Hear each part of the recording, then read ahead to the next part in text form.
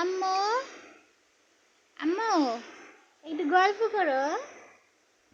হ্যাঁ, মাম্মামকে গল্প করে আমার সোনা পাখি।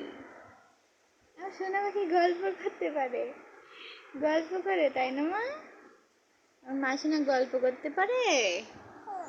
তাই কয়টা গল্প করতে পারো তুমি? আমাদের একটা গল্প শোনাবে আম্মু? মাকে একটা গল্প শোনাবে? ওরে বাবা, গল্প শোনাবে? আমার একটু গল্প শোনাবে তুমি?